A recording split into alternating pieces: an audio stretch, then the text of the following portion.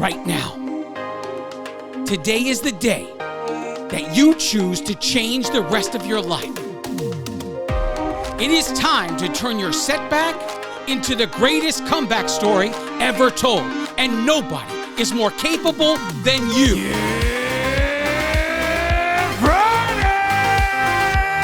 This is the Ranting Weight Watcher podcast, the future #1 weight loss podcast in the world. I am your host, Donato Russo. I hope you enjoy the show today. If this is your first time here and you enjoy the show, please subscribe and spread the word of the Ranting Weight Watcher podcast wherever you are and to whomever will listen. If you'd like to connect on social media or wherever else, check out my Linktree page, Linktree/the Ranting Weight Watcher. Let's connect today. Hello, everyone. Welcome to episode 109 of the Ranting Weight Watcher podcast. If this is your first time here, welcome to the show. Now, I got a great show planned. Let's get into this. Journey updates. Well, we are down 1 pound this week. For the month of September so far, we are down 1.8 pounds. Total lost since January 2019 is 157.6 pounds. Pounds remaining to get to our current milestone goal of 175 pounds down is 18.4 pounds to go. And the pounds remaining to get to our 200-pound milestone is 43.4 pounds. Since this 75-pound milestone, I started making what I call a cushion goal. So whenever I hit a milestone, so like for instance, I recently hit the 150-pound milestone. I set a cushion goal.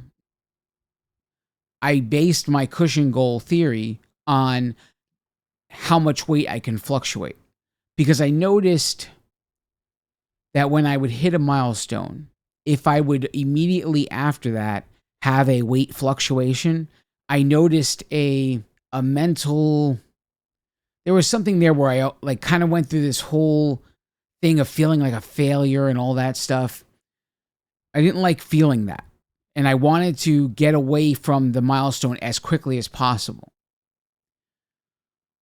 Whenever I would go right over the milestone, like 150 point whatever, I would immediately set a cushion goal.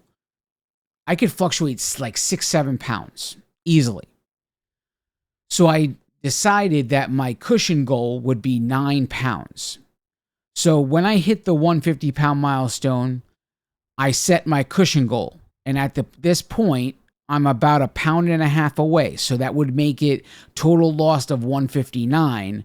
That would make the cushion goal met. So we're just about 1.4 pounds away from the cushion goal that I set when I hit the 150-pound milestone.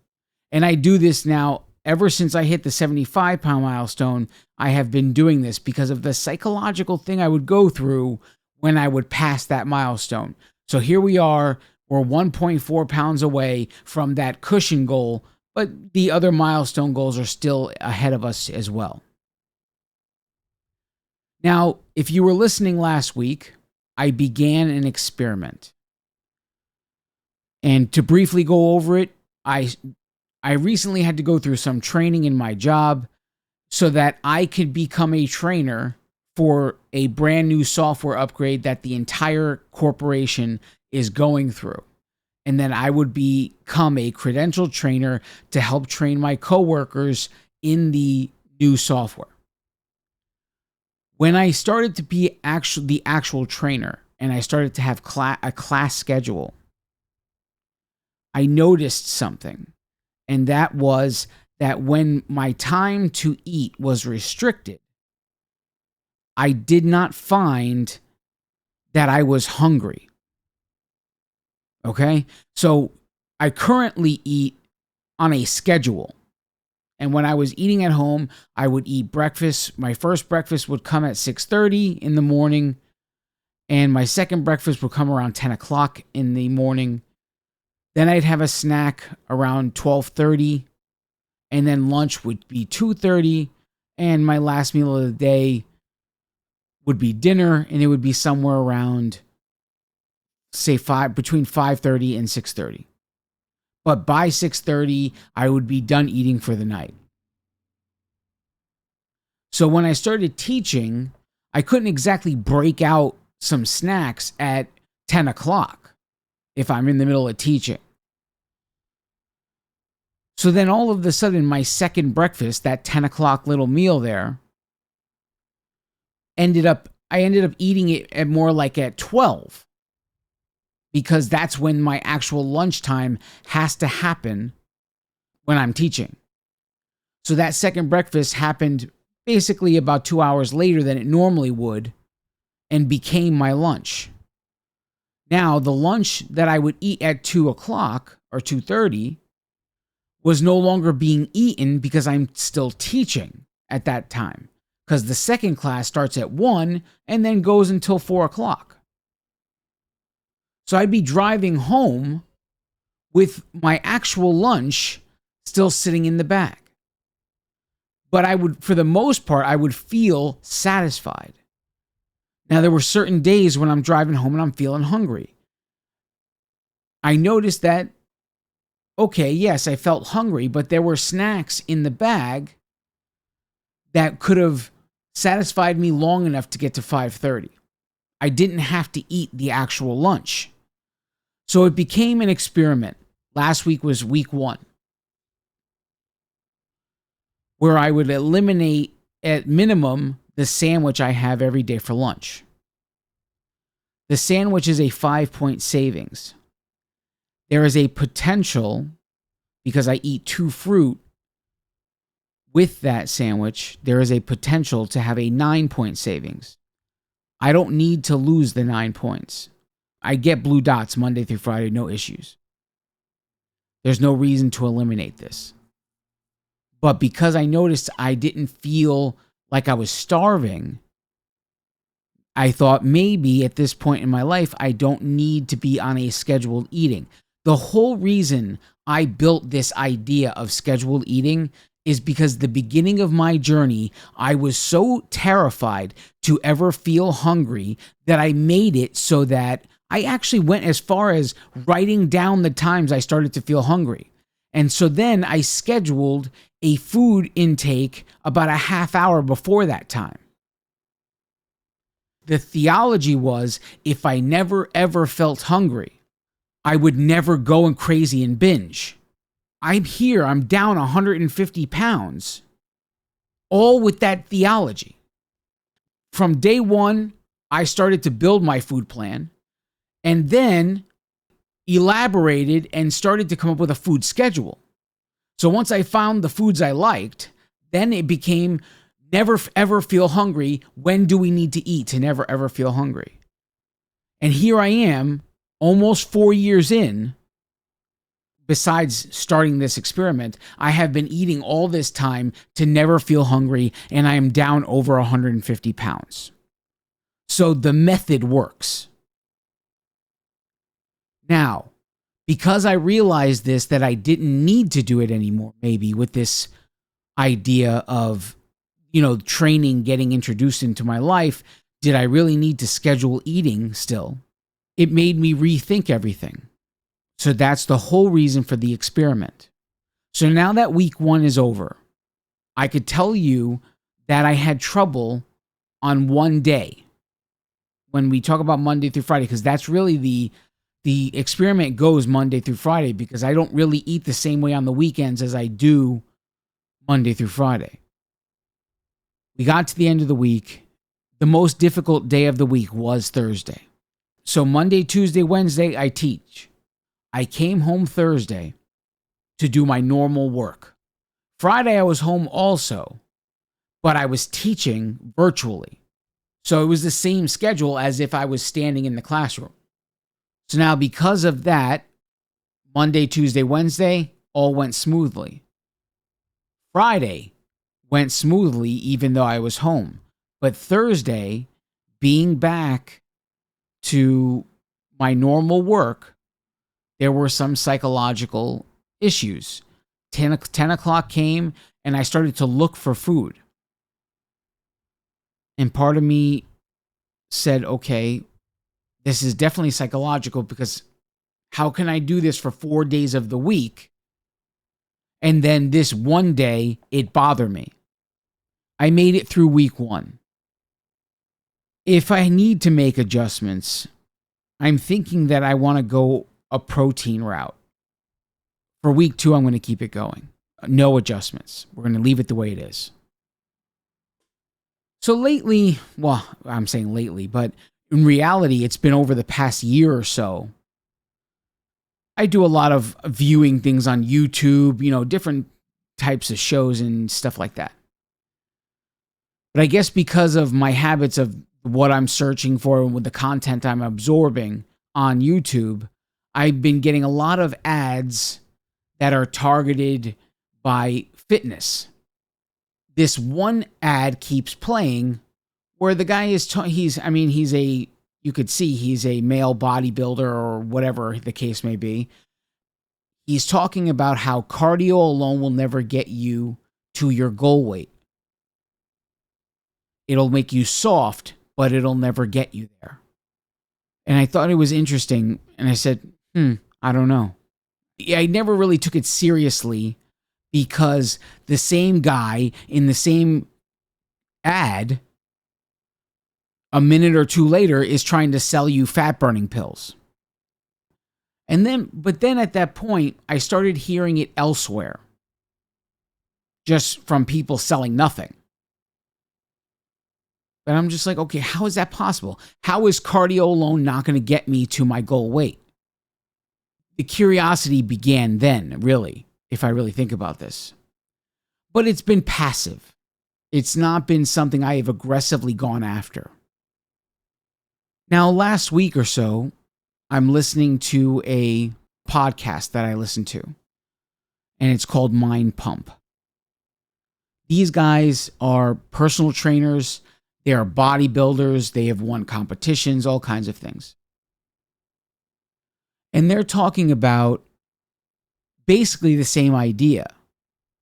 How there are benefits to basically eating a certain way, where they call it eating in bulk, right? Where you actually eat more food than you burn. You take in more calories than you burn. And then you work out in a particular way that stimulates muscle growth. And doing this would be more beneficial to you than cardio alone.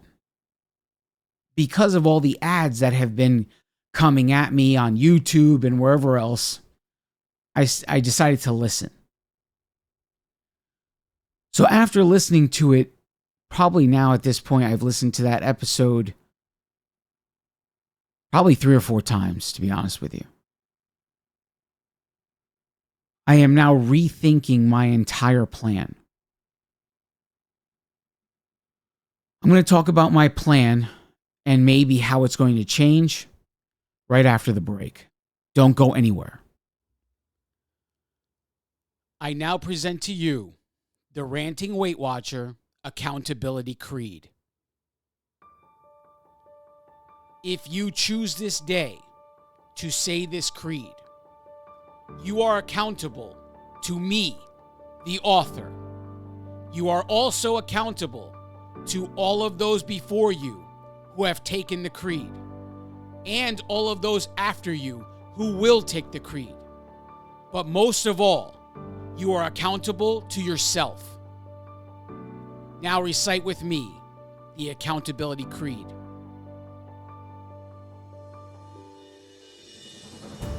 Nothing can stand in my way because I choose to be unstoppable. My challenges crumble in my presence because I choose strength when I am weak.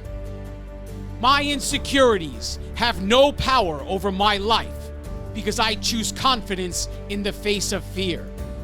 I own every last one of my mistakes because I choose growth over mediocrity. The mirror and the scale are powerless because I move forward in spite of the result. Circumstances are not obstacles because I see solutions instead of problems. The demons of my past can no longer torment me because I choose to renew my mind daily.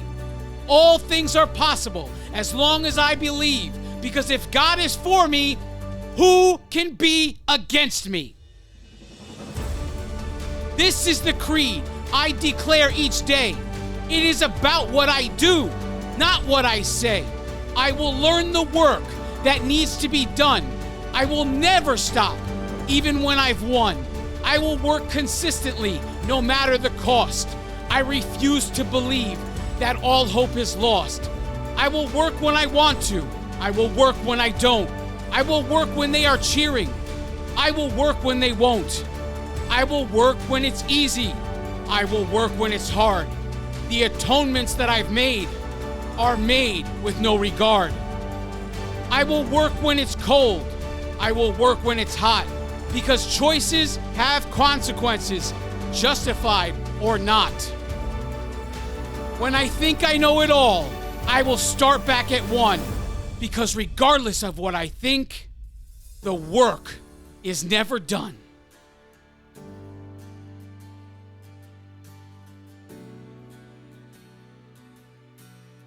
And from this moment forward, when times are tough, I choose to believe that I am enough.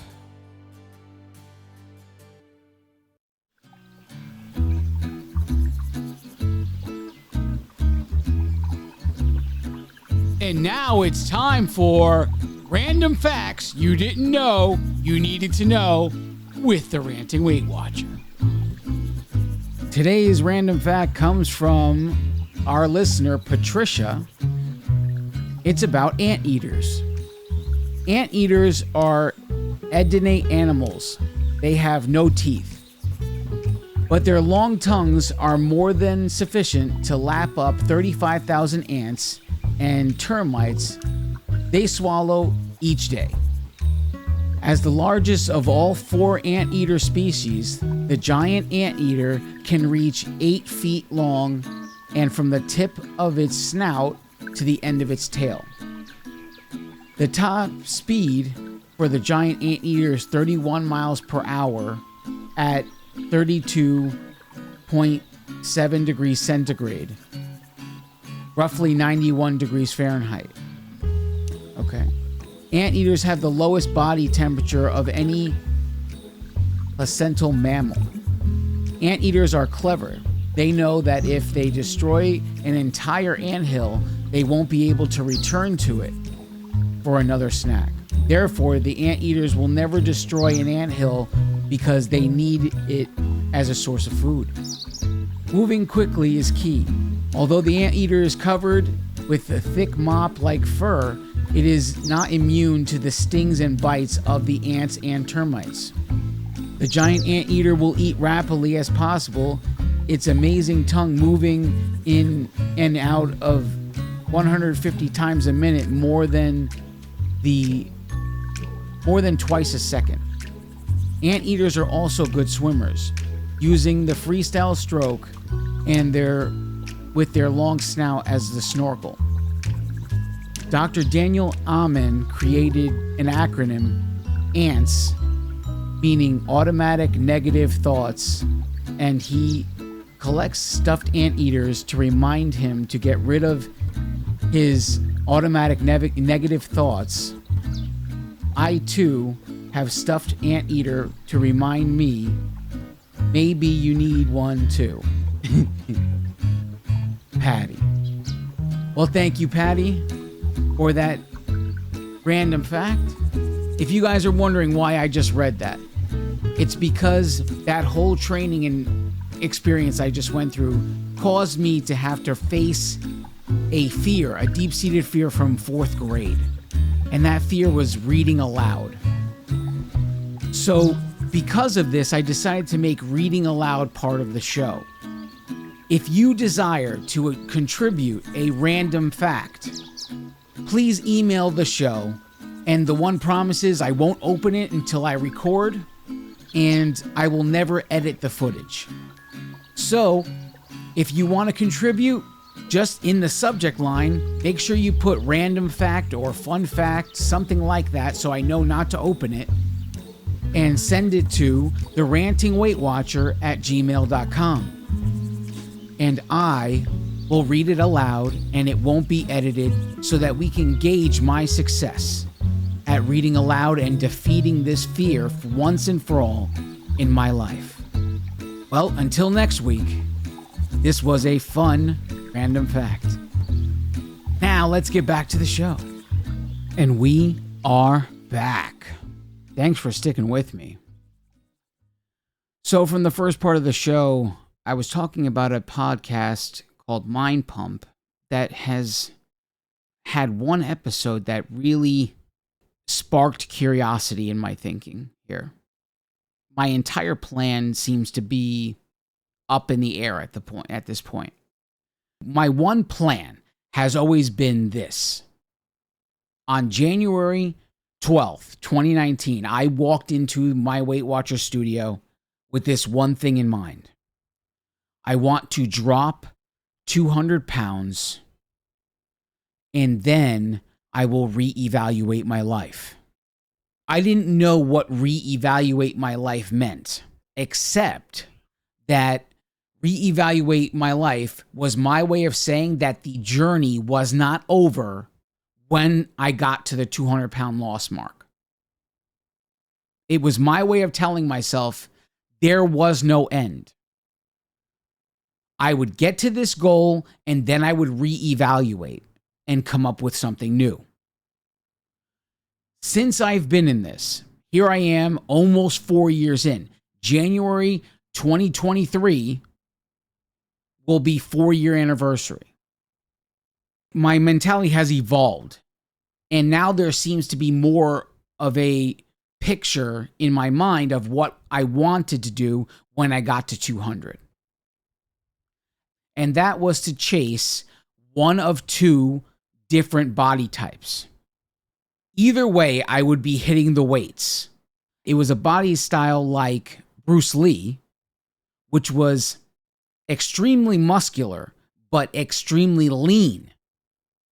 Or it was to chase a body like The Rock, where it would be extremely muscular. All of this was get to 200 first, and then, get really down and dirty and start chasing, make that final decision. And then that podcast comes into my life. The whole podcast is geared toward women. And he's saying why women should try eating in surplus.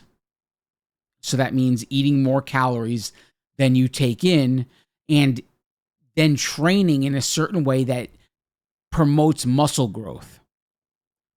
He says the idea of this was that you could be more beneficial in the long run, and it would be more sustainable to keep the weight off if you were building muscle along the way.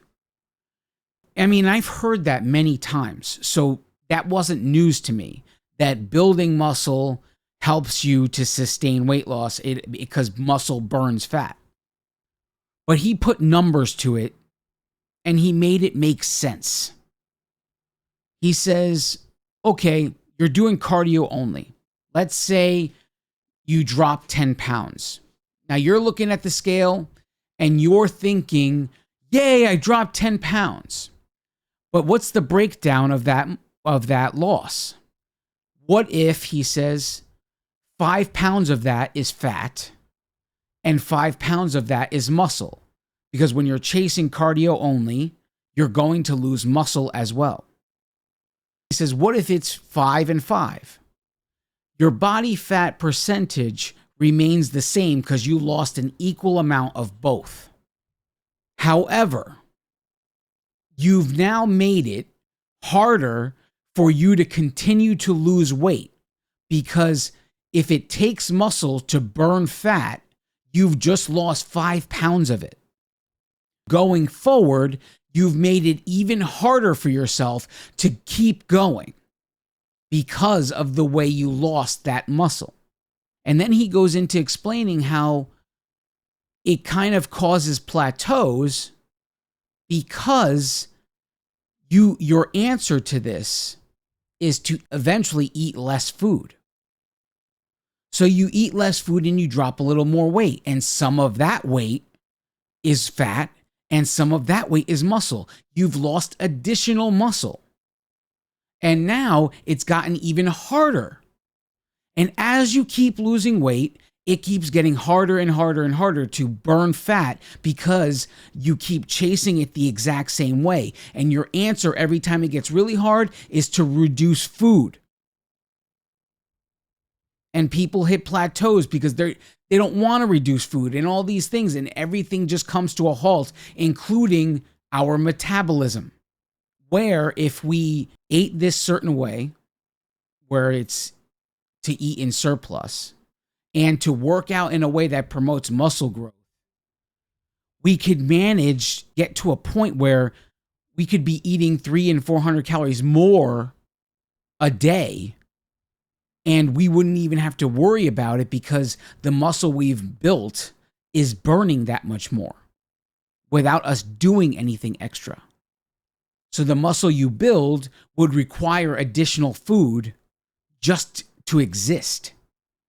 And even then, this wasn't news to me. Still, the way he put the numbers to it, but each time, because of the muscle loss, it got harder and harder and harder to continue the journey. Because the less muscle you have, the less fat you can burn. So instead of getting lean, you're getting flabby and soft because you're losing muscle instead of fat. I'm sure that I don't have all of the details because so much of what he said is foreign. I don't understand it. But I can't pretend that it hasn't been constantly on my mind since the first time I heard the episode. It has been so present in my thinking that I might change my whole plan. That getting to 200 first may not be necessary. And that maybe I might want to start chasing muscle growth now. But I would have to come to terms with one thing. During the process, during the becoming consistent in the kind of workout that promotes muscle growth and the kind of eating that promotes muscle growth, I would have to realize that at some point the scale is going to halt. It doesn't mean my body is not changing. Because if I am losing fat but gaining muscle and the weight stays the same, my body composition is changing. That is the goal. Body composition change. The body fat percentage, as long as the muscle is going up and the fat is going down, we're going in the right direction. The body will change eventually. The scale will come down, or it may not. He used this as a sale tactic. He had a coworker, and it was a coworker who was a woman. So whenever he had a potential client that was a woman, and he said, "What do you think about the benefits of building muscle?" Right away, she's like, no, I don't want anything to do with muscle. I just want to lose weight. I want the number on the scale to go down, and that's it. That's all I want. And he would call his coworker to the office, and he would just announce her name on the intercom, tell her to come to the office. And he would say to this potential client, "If you can guess her body weight, I'll give you a free month of training." The potential client obviously takes the chance, and she says, "Okay, sure, I'll guess her body weight." And they look at this woman and they say, "Oh, definitely like 109, 105, 110 at the most." And when he's throwing numbers at her like 130, 140, 150, their jaws drop because this woman is made primarily of muscle. So when she steps on the scale is a different kind of number for her because muscle is more dense and takes up less space. Her body shape is not reflecting her body weight because it's mostly comprised of muscle. So then right away, these women would suddenly want to chase building muscle because of this woman. And then he would go even further and he would tell his coworker to tell these women what she eats on a daily basis. And they thought it was even more crazy that this woman be this size and eat this much food. But it was all because of the amount of muscle this woman built in her body. And her body was a completely different shape and composition because of it. I have to get over this hurdle, knowing that if I chase this, the scale might come to a halt, and it might mean something completely different. It may even go up. Who knows? Depending on how I do this. All I know is, whatever I do, I'm going to take my time to make this decision. I don't know that I am psychologically ready to chase something like this.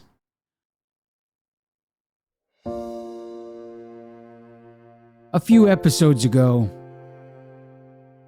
I talked to you about getting to the promised land.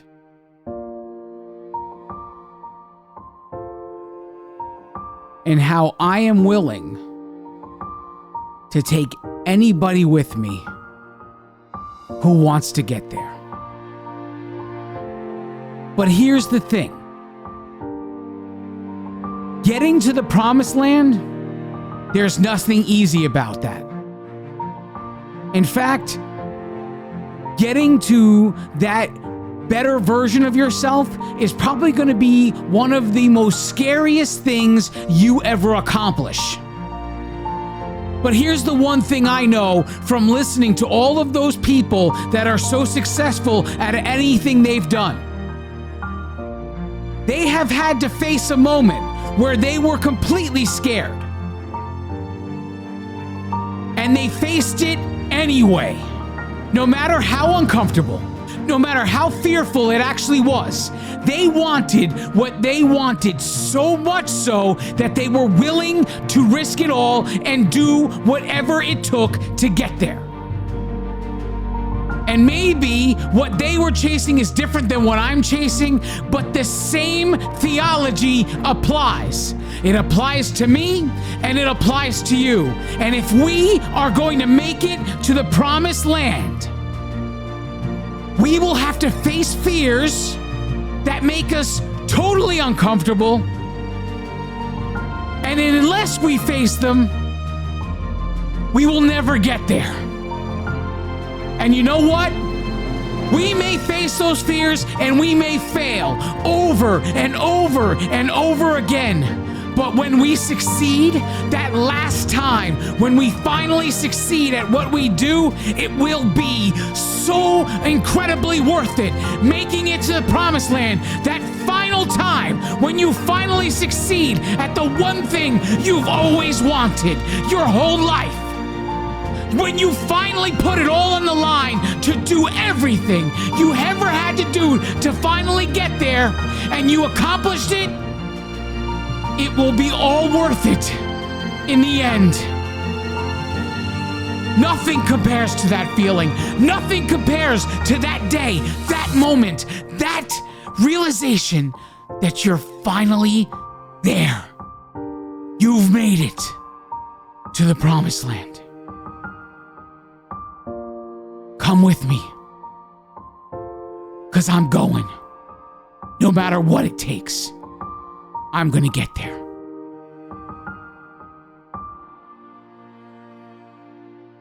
I love each and every one of you. God bless you all.